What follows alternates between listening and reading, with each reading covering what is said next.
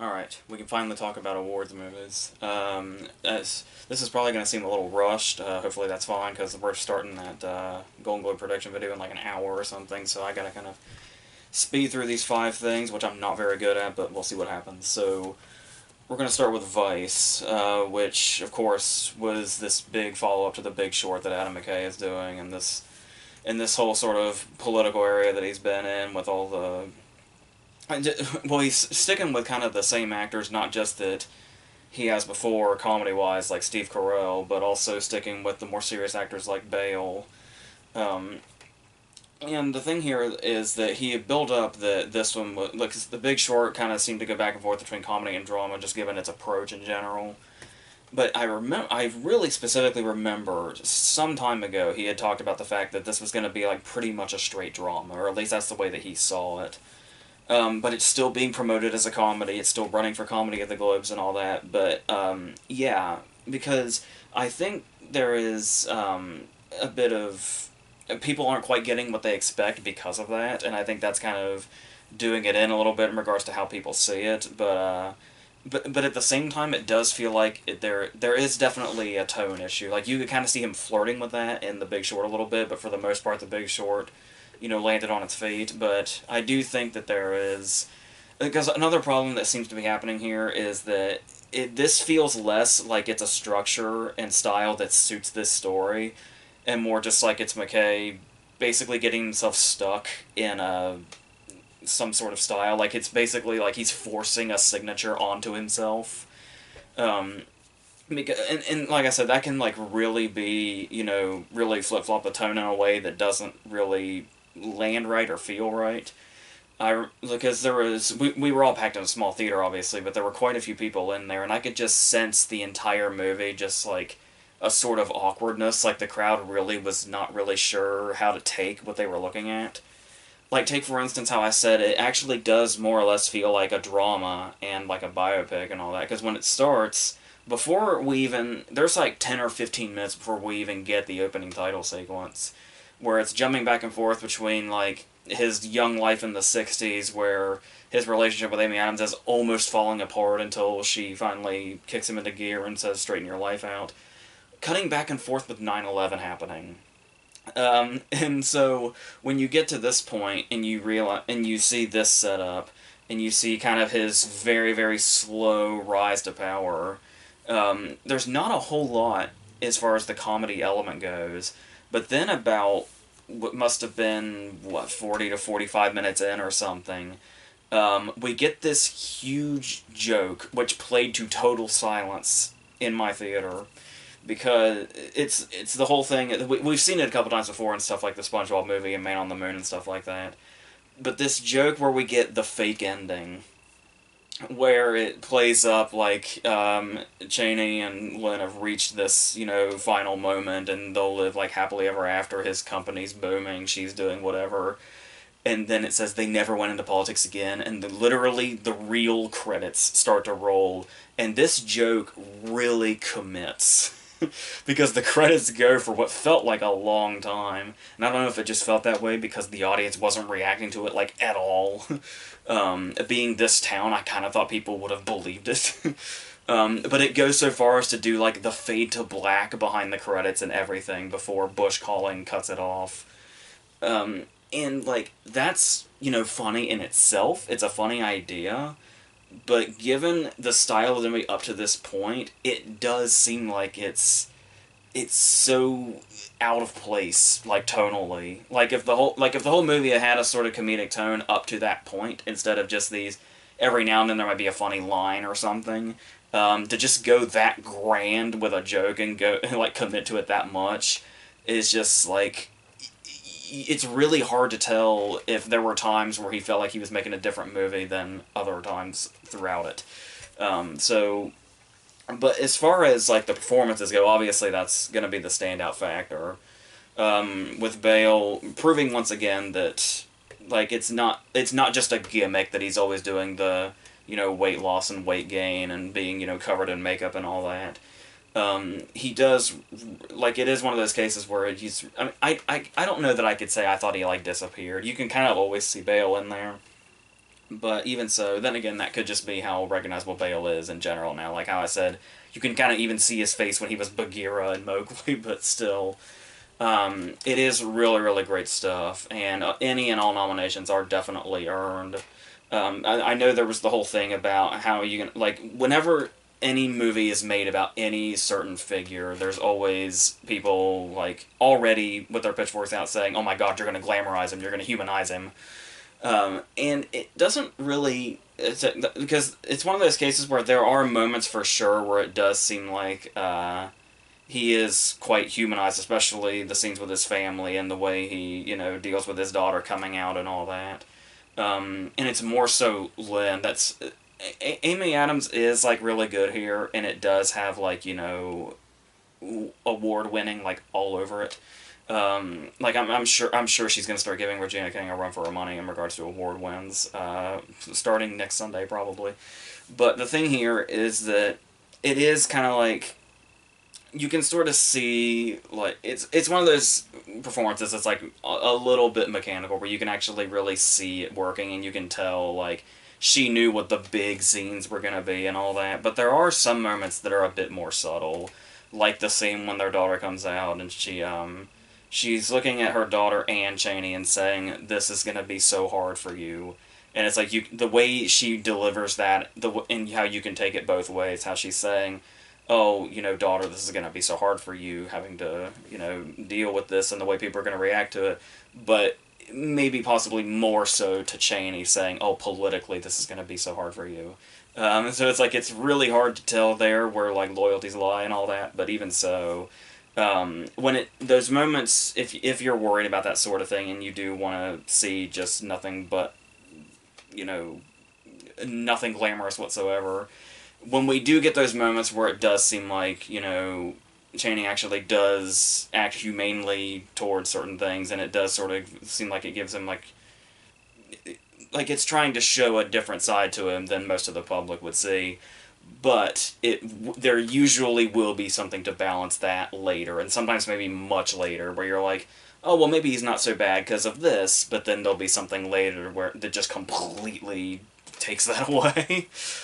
So if that's what you're worried about, it's not really what you're worried it might be. So, and then there's other casting choices, like, one thing that's a bit odd, which is another thing that kind of adds into the style, is the whole Jesse Plemons thing, where he's serving as the narrator, which I'm not quite sure his voice entirely suits.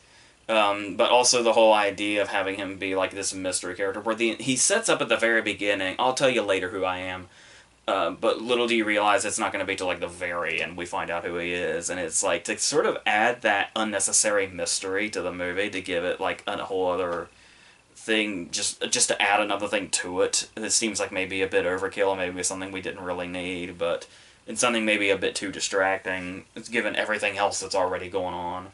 And speaking of all the things that are going on, one of the things I was a little bit excited about going into this was the whole idea of Bill Pullman playing Nelson Rockefeller. I don't know if that just never happened or if he was cut out or what, but that's not even here.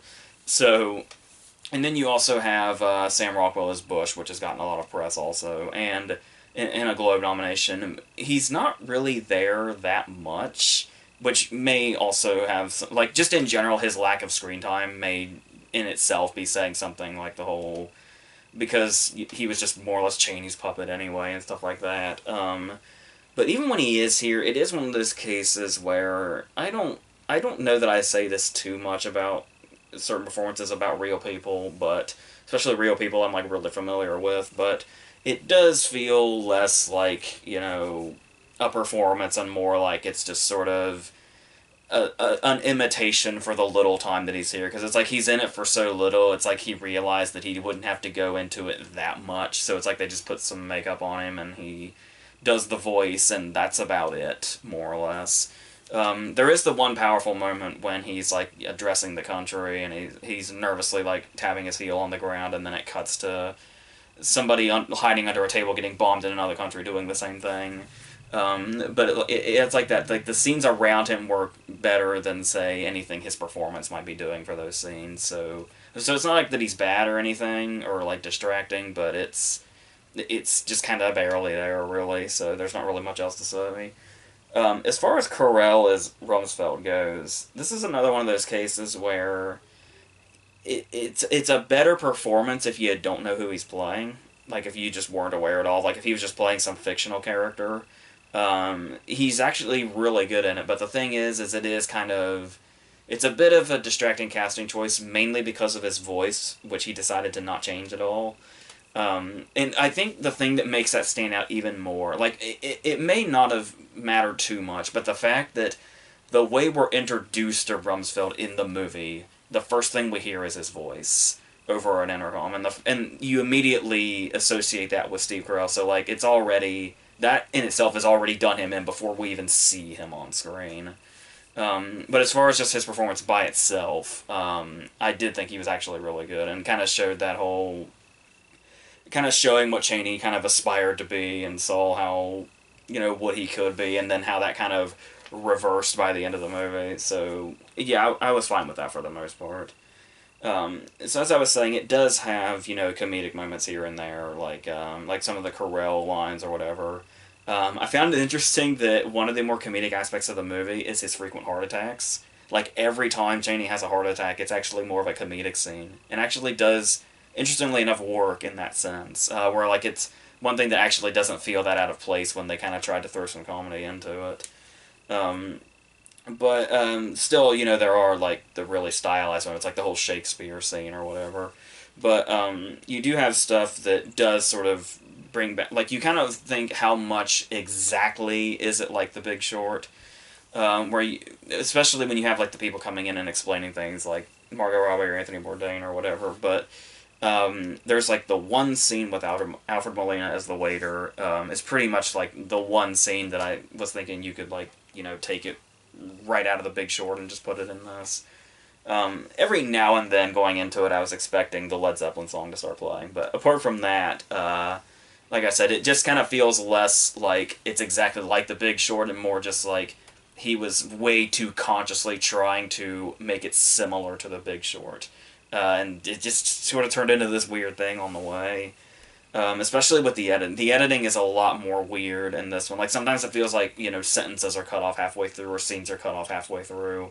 Then I suppose it does want to kind of try to give you that, urgency and that rush or whatever, but I don't know. And there are some cases where it's kind of interesting, like during the Shakespeare scene when it's when Amy Adams is talking and then there's a cut and she's like laying on Bale's chest, but in that cut her dialogue doesn't lose rhythm when it's like in mid-sentence, which was interesting. But and they obviously have a lot of, showing the symbolism visually, something, there's something I remember in there about, this was like a week ago I saw this, but, so I'm trying to remember, there was the whole thing about, I don't know if it was how, like, the way people are raised now and the program people watch now, where it was this transition from a child watching SpongeBob and then going back to a child watching The Rifleman, and it was, seemed to be saying something about that, and the way they put the pop culture stuff into it also, which was,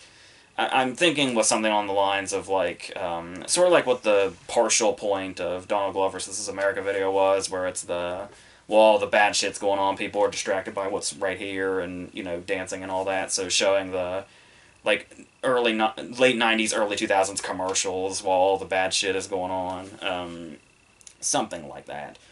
It does struggle in some cases where it's like, it spends a little too much time on some stuff, like maybe over-explaining some stuff that it feels like the audience doesn't understand.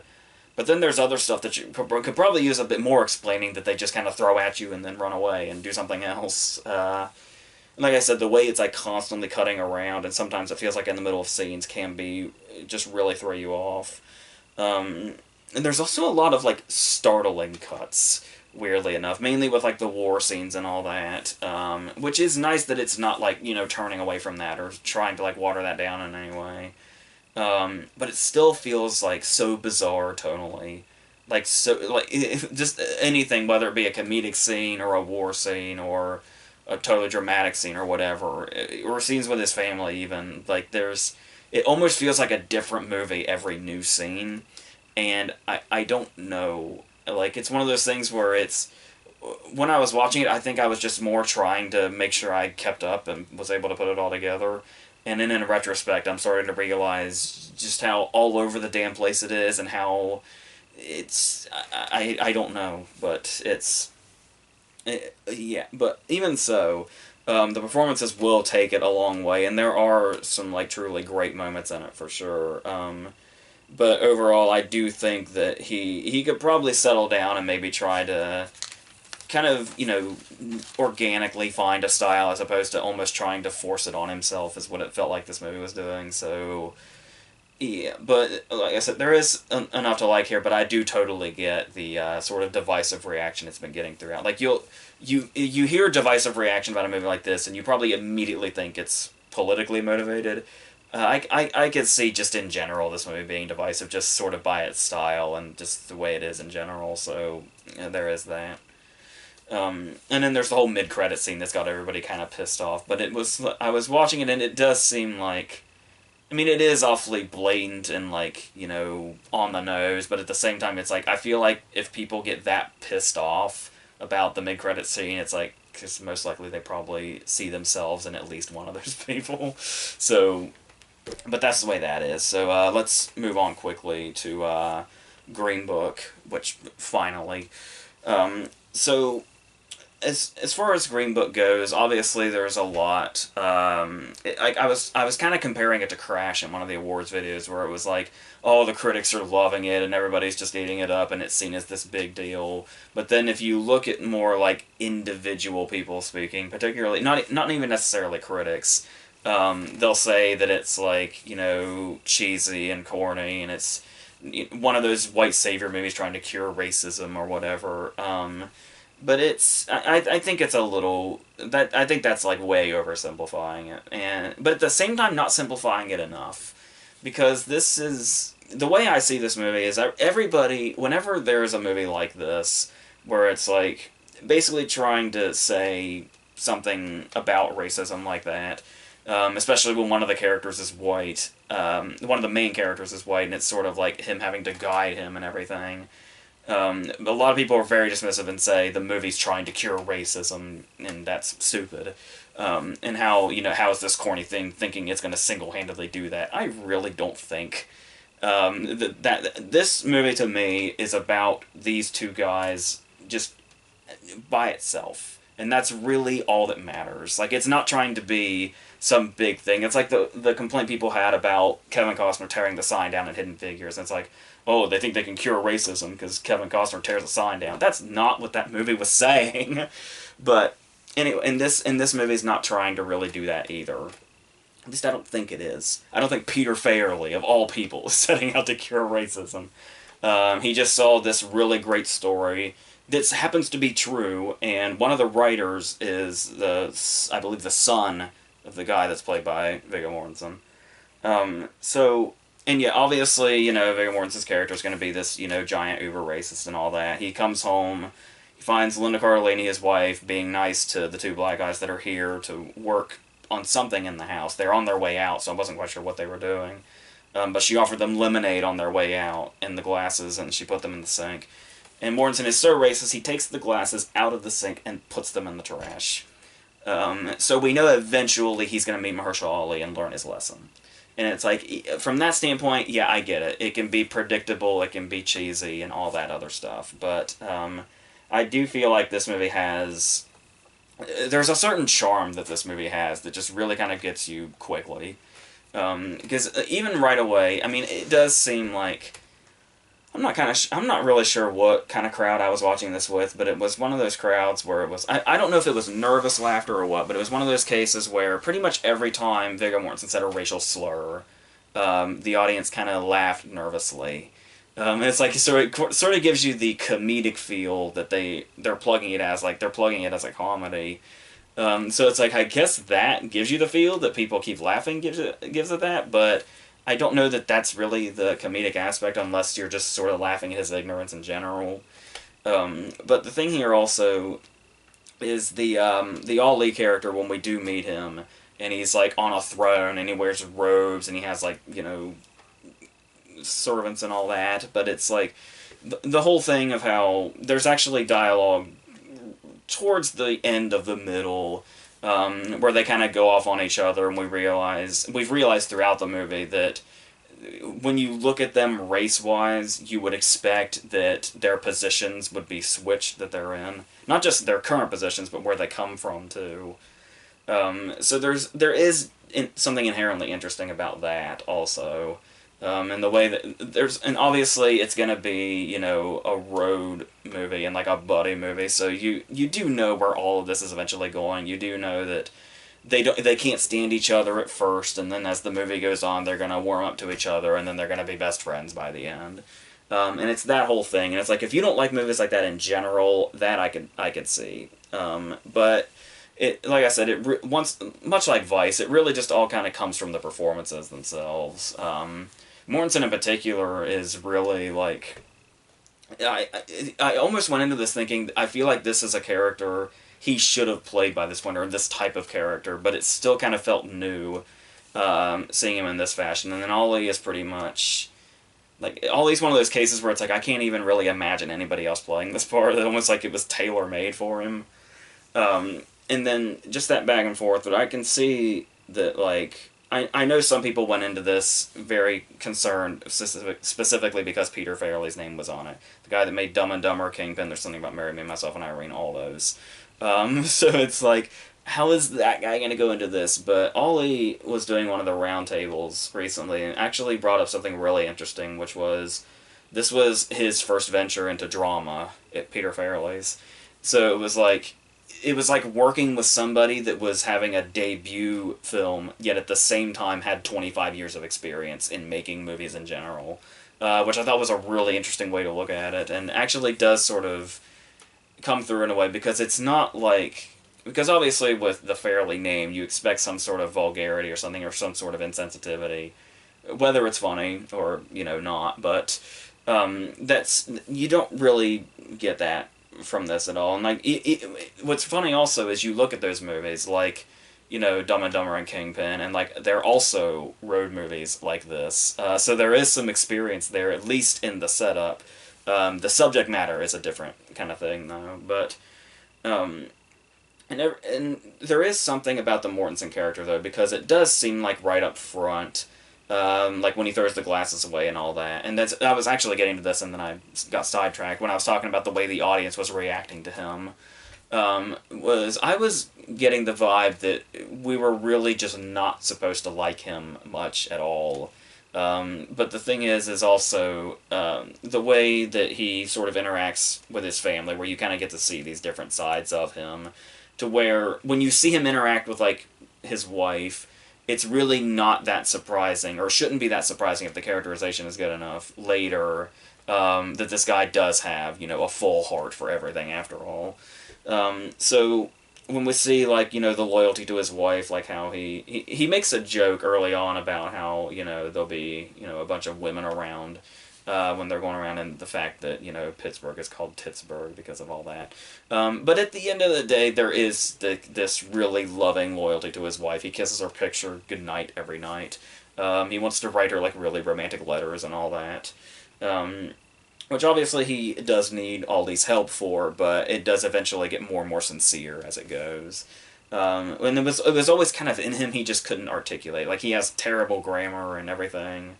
Isn't exactly tactful, but he, through all these help, he'll eventually find his way there. And another one thing about Ollie and what he's bringing to this is, I do think there is one aspect of the movie that they kind of took away from him that probably would have made his performance a bit stronger, and that was the scenes where he's performing and playing the piano, which is what Mortensen is driving him around to do. And we always seem to catch these performances at their very end, like on the last few notes, and then the audience applauds and they're back in the car. And it's like, we get these few moments where we see this, it's almost like, because Ollie is like so calm and collected and like, you know, reasonable, but we know with the situations he's gone through in life, there has to be like an anger inside him. And we kind of see that a little bit when he plays, but like I said, it's just so brief. We don't really get many glimpses of it until finally his big blow-up scene in the rain, his, you know, Oscar clip scene or whatever. I dismiss it and call it Oscar clip scene. It is a really good scene though, regardless. But and there are some cases also where it feels like the movie sort of, sort of cuts off in some places where it's obviously it's 2 hours and 10 minutes and has a lot that it wants to do. But and some of this may seem mundane, but I don't know. There were some cases where it was like we get a scene when he has to play with a certain piano, and it's Viggo's job to make sure that that happens. And they get there to one of them, and the right piano is not there, and so Mortensen's, basically decks the guy and says, you need to get this, and the guy says, there's only 2 pianos like that in the entire state. How are we ever going to do that? But then the scene just cuts from Mortensen punching him to Ollie playing the right piano, and it's like, I kind of want to know how they got a piano that supposedly there's only 2 of in the state in the span of like an hour and a half. But that cut just denies us that. But so like I said, even though it's mundane and really has nothing to do with the story, I kind of would have liked to have seen some of the scenes just like that, some sort of playful scene thrown in between like that.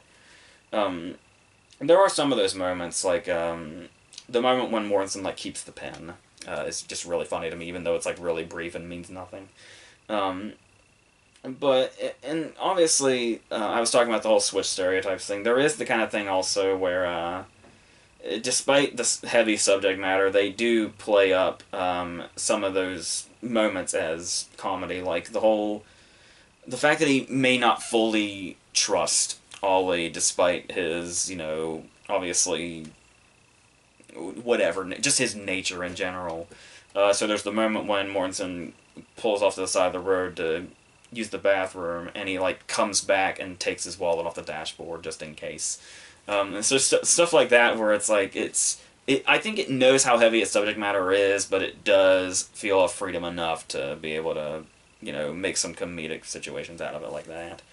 And says something about the characters in the long run also. I think that's mainly where it comes from. It's not so much the situation, it's the fact that we know Mortensen's character enough at this point that it's relatively humorous that he goes back for his wallet. And one thing I was actually worried about that ended up not being a problem was I was kind of afraid that even despite the runtime, them warming up to each other was going to be a little too quick. But not really. It does feel very gradual, and it does like kind of take it a particular step at a time, especially when there's a whole other side of all these characters that's revealed that's actually kind of unexpected. And the way that that's handled and all that. So it's the way they take those steps does feel like relatively natural in regards to their friendship getting to where it was, given where it started. Which is, I just kind of say that, like I just kind of tag it on at the end here, but that is like a crucial thing I think that really makes the movie work as much as it does.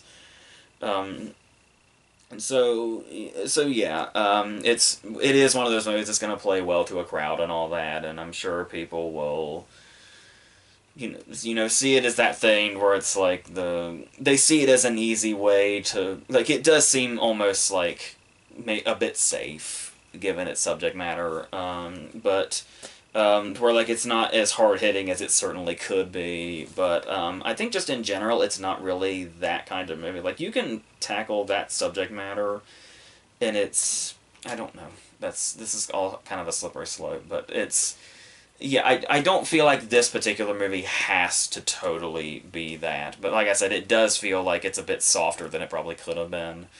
But I still like it quite a bit. But the performances, like I said, have a lot to do with that. Because like I said, it's something that we've obviously seen many times before. But those two together and the performances themselves really add to it. So, yeah. We'll go on to Mary Queen of Scots, which, as you probably know, is not a movie I was, like, particularly passionate to see, but it was playing at the same time that, like, it and Green Book were only, like, 20 minutes apart, start time-wise, so it was like, I guess I'll see. Margot Robbie got that SAG nomination, I'll see what that's about. So, and of course, she's barely in it, of course. But, and I had seen, I've obviously seen these characters portrayed a number of times, like, Catherine Hepburn and Bette Davis and all that, but obviously when you look at the title, you think of the Vanessa Redgrave, Glenda Jackson movie, which this will probably be consistently compared to, despite their many differences. Like, not performance-wise, tone-wise, it almost feels like an entirely different thing from that movie.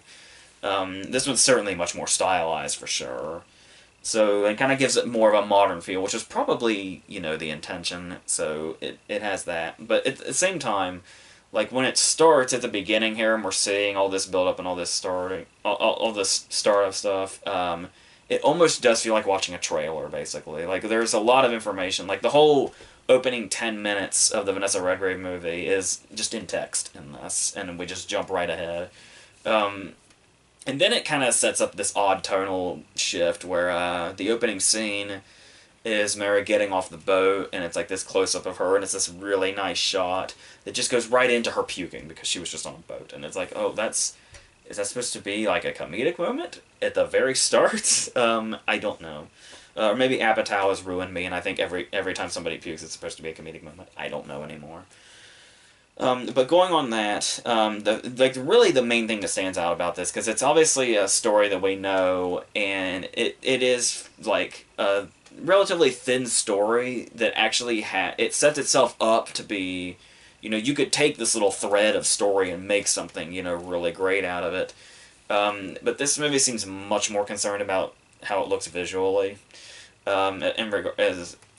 instead of the story. So you've got you get these really great shots, like not just the big landscape shots too, which are really nice, but also the shots like looking at the picture of the flower, and then like you see the point of view shot of the picture itself, stuff like that. Where sometimes it does feel like maybe they're just showing off a little bit, or that above shot when they're in bed and all that. And it's like you can tell it's like they're at the same time. I mean, I guess that's sort of a cynical way to look at it, because in one case it does make the movie look really good, and to look appealing for this kind of story and this kind of setting is really important. So there is that. But the cynical side of me also wants to say they really, really want that cinematography nomination. Excuse me. But also the score is also a really great technical aspect to it also. Probably the most standout thing in the entire movie is the score, actually. But we do have this script by Beau Willimon, who you might know as the creator or showrunner or both of House of Cards. And you can tell so much that this is a version of Mary Queen of Scots by the guy that made House of Cards. And how he kind of wants to bring that sort of similar vibe and material into this story. Particularly with how ruthless Mary comes off, kind of especially, which is something I don't know that I would have fully expected out of Ronan, at least just yet. But she does play it very well and has, this really, really cutting dialogue that she can just really sink her teeth into. Like when she's talking about her rivalry with Margot Robbie, and she says, like, I shall provide an heir unlike her barren self. And it's like just her delivery of that. Like the line itself is brutal enough, but her delivery just really sells it. Or scenes later when she's arguing with her husband and he's saying, like, I gave you a child, and she says, 1 minute makes not a man. And it's like, jeez. it's like she's really, really vicious in a really, intoxicating way, and it's really easy to stick with her as a major character. But as far as the story goes, it is like there is something like there's a lot happening story-wise, but there's not a lot happening on screen, if that makes sense. Like, it feels like they're kind of showing us the wrong things as things are happening. Like I said, it gets a little too focused on like there's a lot of shots of just people that don't even really seem hardly connected to anything else. It felt very much kind of all over the place, and kind of editing wise too. It has the pace of a snail, which isn't helping anything. But every now and then you do have these powerful moments, mostly from Robbie, despite the fact that she, like I said, she isn't in it very much, and they did kind of do the whole uglify her thing, and they kind of really, they seemed really into that idea, but like almost like they thought that was going to be enough to establish the character, because it's not really a way we've seen the character viewed in movies before, especially with an actress that's known for being attractive. It's just like the cherry on top of that. But it's like the only time she really, really gets to work with what she has is her last scene, her, I guess, next to last scene. But still, it does feel like it feels like there's a lot here, but at the same time, it feels gutted at the same time. And there's not really much meat to it in the center of it, but you can see all the great stuff that, like, if expanded upon, could have made this something really interesting and really great. Um, and something a bit more grand, like you'd expect from Mary Queen of Scots, from the creator of House of Cards. But um, I don't know. But and it also just kind of feels awkwardly made at some point. Like, I don't think, and I understand there's supposed to be, like, a certain amount of discomfort, particularly since one of them is a flat out rape scene. Really, like the way the sex scenes are handled is just really, it feels really out of place, if nothing else. And so, like I said, there's also kind of just a tonal problem here, like there has been for every other movie I've been talking about. Um, and then there's stuff where, like, it cuts around so much and tries to put too many characters in it. The David Tennant character, I kind of kept forgetting about. Like, he's relatively crucial, but it's like, just the way it cuts around just makes it very easy to forget what came before it or anything like that. So, I don't know.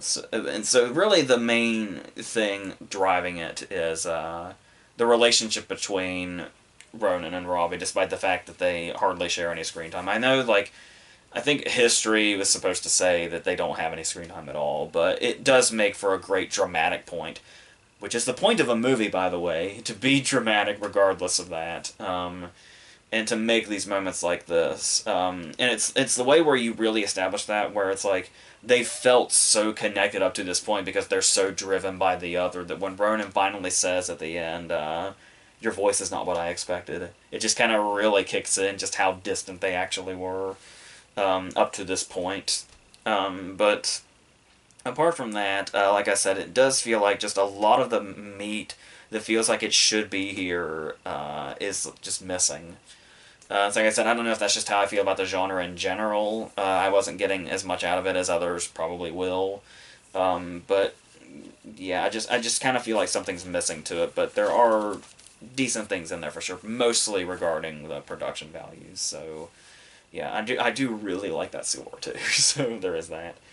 So let's hurry along to the Sisters Brothers. Um, a movie that it just immediately looked interesting. You take everything out of it. You take the director out of it. You take the genre out of it. You take the story out of it. Just by the cast list alone, this is attention grabbing. John C. Reilly, Joaquin Phoenix, Riz Ahmed, Jake Gyllenhaal, and another other fairly recognizable, like, much kind of deeper movie fans will see a much other recognizable faces throughout it also. And it's a western set in 1851, where, long story short, they're a hitman and they've been hired to go after Riz Ahmed, who has also run into Jake Gyllenhaal, they all work for the same people, and it's this whole clusterfuckery until they all sort of come together. This is the really simplified version, the I'm in a hurry version. So, as I said before, the director, Jacques Audiard, this is his first English language movie, apparently.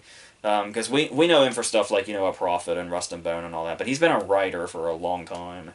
There was one movie he wrote towards the end of the 80s to show you, because he's a director that's kind of known, not necessarily when you look at like A Prophet or Rust and Bone, maybe some cases of Rust and Bone. His movies can be a bit weird, for lack of a better word.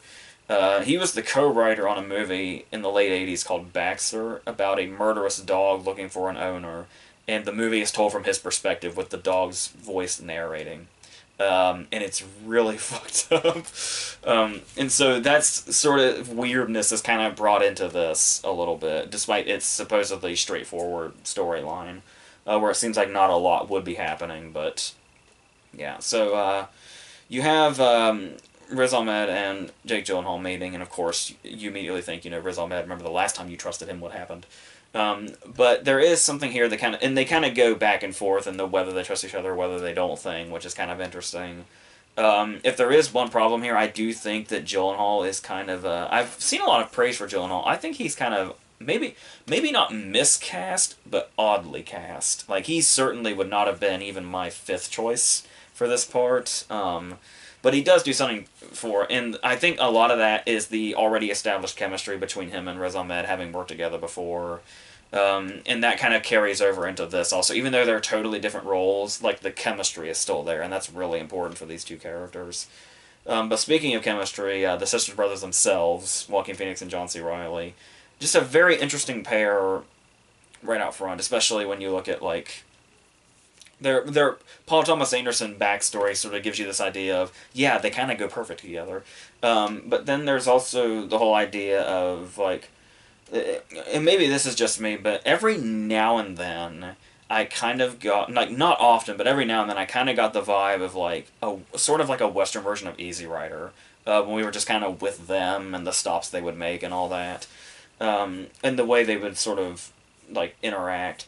And sort as the movie goes on, there's kind of this growing rift between them, and then the more we learn about them and all that, and it's really well played, especially with Riley, where there is he's got that sort of gentleness to him that we all recognize him for, and how like that's such a contrast to like not just his character in the movie and what his job is, but the world around him too, especially with his brother being the Walking Phoenix character, who's like much more dangerous and much more prone to violence, is unpredictable because he's always getting drunk and God knows what's going to happen. We slowly get more and more of an idea of where he specifically comes from through Riley's dialogue, explaining it to other people.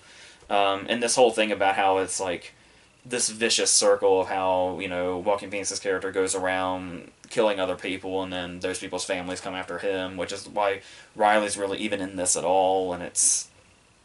Yeah, so there's definitely a brotherly connection between the two of them, but it's the complications that come from that that really sort of make the scenes between them. And obviously it's throwing out those, you know, like it's got a really nice attention to detail. I particularly like those, just kind of those, you think it's going to be a one-off thing. Like, I just kind of liked in general the idea of Riley discovering like a toothbrush in a store and like brushing his teeth for the first time and how he had to look at the instructions and all that. It's a funny moment in itself, but then there's the later payoff when he sees Gyllenhaal brushing his teeth while he is, and it's like, because it was such a thing like that in that time, it's like oh, hey, you do that too. We have something in common now. Just little moments like that with no dialogue, I think, are really what makes it work too. Every now and then, like I said, I like how unique it feels, but at the same time, it almost felt like there was maybe too much of a freedom to where it was like, oh, for this scene, I'll just do whatever the hell I want. So there's like, I don't remember another time this happened. There's one moment when they're doing like a transition of what's going to happen, and it's Phoenix in a dark background just talking to the camera and telling us. And I think, if I remember correctly, that's the only scene where that happens. And it's like right in the middle. So I don't know.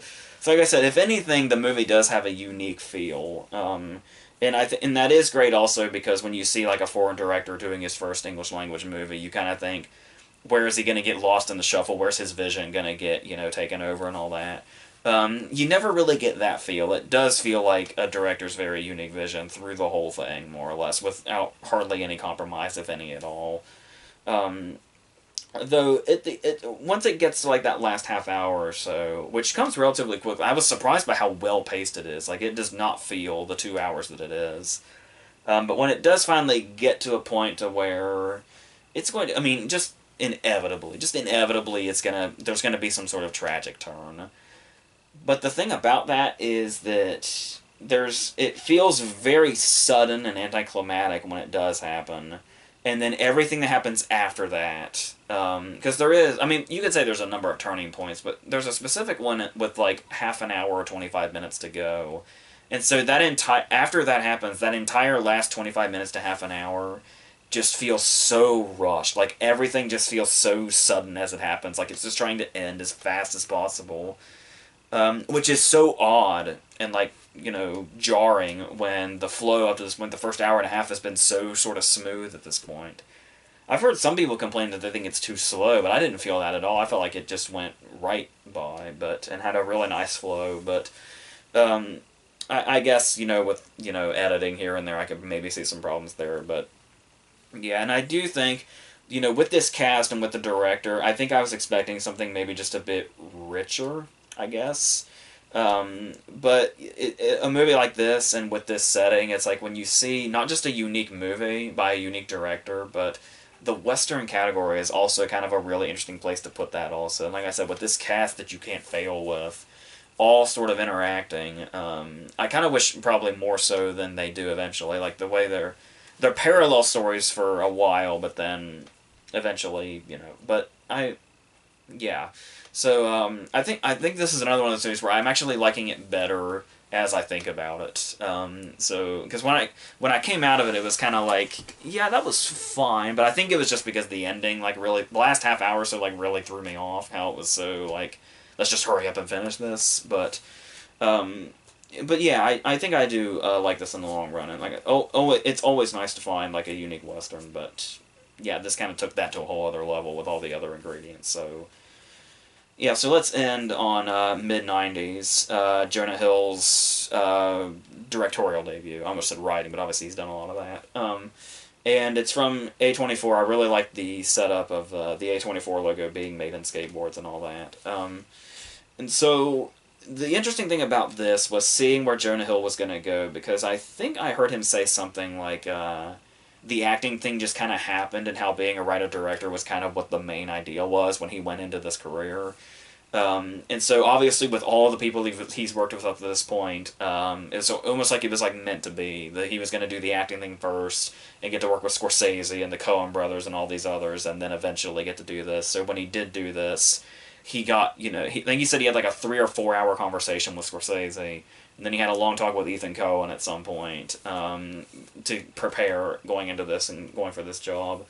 And despite, the likes of Scorsese and the Coens and all that, obviously there's clear inspiration from the makers that were like bursting at this particular time that the movie set in, like this mid-decade thing, where like obviously it's got a lot of Linklater in it, but then there's also every now and then like there's a conversation towards the beginning in the store about I'll just say it's about parents. And it feels very almost Kevin Smith inspired. So it's like everybody that kind of broke out in that 92 to 94 era, and this seems to be in the sort of 95 era. You can tell because Kiss from a Rose is playing in the very beginning. Uh, so, and that's one thing I did kind of worry about, where it's like, I sometimes worry when movies are like all about a certain decade, and it's like the way they sort of hit it home a little too much with the detail to show you, to beat over your head like what the era is and all that. And it's like like the opening scene being just them in a restaurant for Lucas Hedges' birthday, and you just hear "Kiss from a Rose" playing. Just felt like it felt a little too early to be like, hey, now you know what decade it is, right? Despite the title of the movie telling us that. But the thing here also is, and another way I was thinking of other filmmakers from this era, it does feel a lot like, this might seem off-putting, but surely you can tell, even just by advertising you can tell it's not. But another name that kind of popped in my head briefly was Larry Clark. But I think more so just the realism and how the kids interact and stuff like that. Like, this is basically, yeah, this movie is basically like a significantly cleaner version of Kids, pretty much. So there is that. But and the other things going into it, like the use of the classic aspect ratio, I thought was really interesting also. And maybe my eyes were playing tricks on me, but I could swear every now and then I saw like what looked like nicks in it, almost like it was supposed to look like film, which is really interesting. But then this is also in this. There are some things that feel a bit more modern in it, like even though obviously, Nine Inch Nails has been around forever, but as far as like Trent Reznor and Atticus Ross scoring movies, feels like kind of a modern thing post The Social Network. So that was kind of an interesting addition, even though they're mostly overpowered by the 90s soundtrack, obviously. But there are some things in there that are going to bring this to life even more than just, the soundtrack and the things that we see and all that, the posters and all that. So like, obviously, I was born in 90, exactly, so I was, like, 5 when this was taking place, but there is obviously still very much a familiarity here, especially with, some of the individual kids that are here, like, there's the one kid that, something is said, the kid with the video camera, something is said to him, which is pretty much verbatim what I recently said in another video is something I used to hear on a regular basis and still kind of hear. So that kind of hit me suddenly, especially since I just talked about it. But then there was the kid that was like, the kid that seems to sort of be on the outside, and the kid that sort of seems to almost be being replaced by Stevie, the main character, and he's basically the bad influence, who clearly comes from this bad place, and he's the kid that, like, is a self-proclaimed badass and says he's a badass because he smokes and he drinks and he, in his own words, fucks bitches. And it's like, that I don't know that I knew that kid entirely, but this is like a composite kid of like 3 kids that I knew growing up, basically. The kids that just basically live a lie to make themselves look, you know, some sort of badass. Is almost like a defense mechanism or whatever when they're actually just in pain on the inside. And as far as the main kid himself goes, there is something to him. The way he's, like, really eager to be, you know, in this world. Like, when they say, hey, why don't you go fill the water jug, it's, like, the best thing that's ever happened to him. He's got this whole... He's obviously very easily influenced. Like, anything these guys do will be something that he does also. Which isn't really something I can relate to that much. I did have kind of a lot of trouble with, I mean, the kid gives, like, a really good performance and everything, but I almost found it a bit odd and kind of hard to relate to the fact that while all the other kids look... I mean, obviously he's supposed to look a bit younger and less experienced than the other kids, but I mean, he's obviously having all these teenage experience, and he himself is a teenager and everything, but he looks like he's, like, 10, which was, like, really throwing me off, especially with some of the stuff that he goes through. So... yeah, there was something about that, but there's also, what I kind of liked was that when you look it up or you listen to all the interviews that Jonah Hill and the cast were doing at the time, was that this kid, the main kid, had, you know, experience. Like, I think he was in The House with a Clock in Its Walls, I think it was. And all these other kids had, like, hardly any experience at all in front of the, you know, movie cameras or anything like that. So it's almost like... he was kind of an outcast in more ways than one, not just on camera. Like, it sort of set him apart from them in that way also, which comes through. I don't even know if that's actually the case, but if it is, it does come through. And then where we see him come from also, where it's like, obviously his brother Lucas Hedges just makes a habit of beating the holy shit out of him just because, where he's clearly got some demons that are never really addressed. I have a theory, but it's a little too obvious, especially with the characters that Lucas Hedges has played before. But there seems to be one particular thing that Stevie says that just completely sets him off in a way that he hasn't been set off before. So that's that. But then there's also his mom, Catherine Watterson, who is also very odd. Like, in the very first scene, they're at Lucas Hedges' birthday, and they're talking in this restaurant just, like, normal. But you would never suspect this was a mother talking to her kids, the way she talks about the guys in her life, and how she says, like, you know, I found a new guy, and I think I might be attracted to him. Just things that a mother would never say to their children if she didn't want to, like, fuck them up. And you can tell that she's...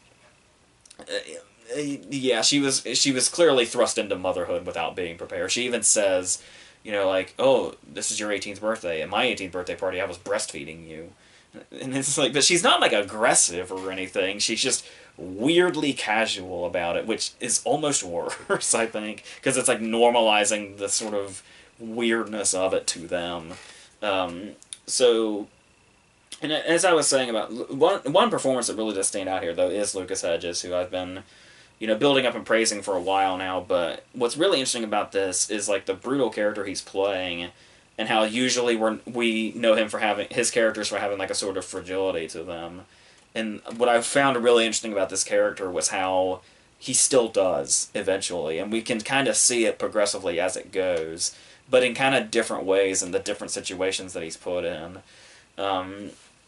Not to mention he's here as this invaluable asset to his brother that neither of them really realizes, where he's basically giving him this, like, infinite threshold for pain, when it comes to trying to be a skateboarder like these other kids, and how he's just constantly getting injuries, and it's actually surprisingly helping him despite the fact that there's hardly anything brotherly about them.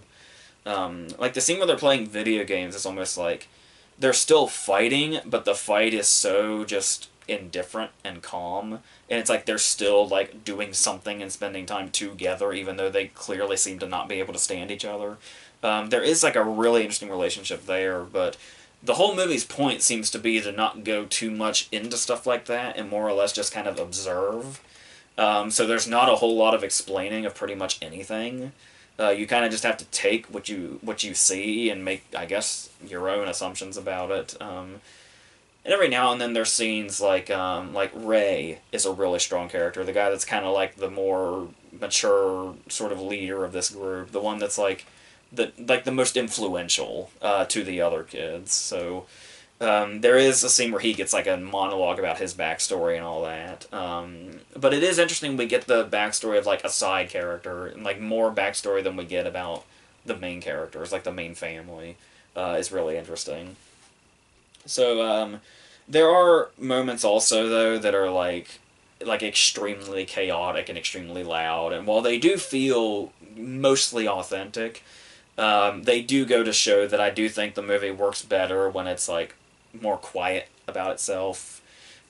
So so it can maybe seem a bit overblown. Which, like I said, I'm sure there's certainly some authenticity there, but the performances especially just works so much better. Like, there's scenes where Stevie gets to like scream at the top of his lungs. But I feel like the performance just works so much better in moments when he's just like gliding down the street on the skateboard, just saying nothing. And it's like you can just see so much more in him when he's like neutral. But that's mostly what the movie is. Like those blow up moments are few and far between. So that does end up working for the most part. Another thing you'll notice about when I say authenticity is it's like when you look at the kids also and how it does almost have like another filmmaker you can compare him to that's much more recent would be Sean Baker. Like especially when you hear about the way he made the Florida Project, when he basically just let the camera run and let them be themselves. That's basically what it feels like happened here. But like I said, some people may be put off by how little it seems like we get. Like the movie's only like an hour 25.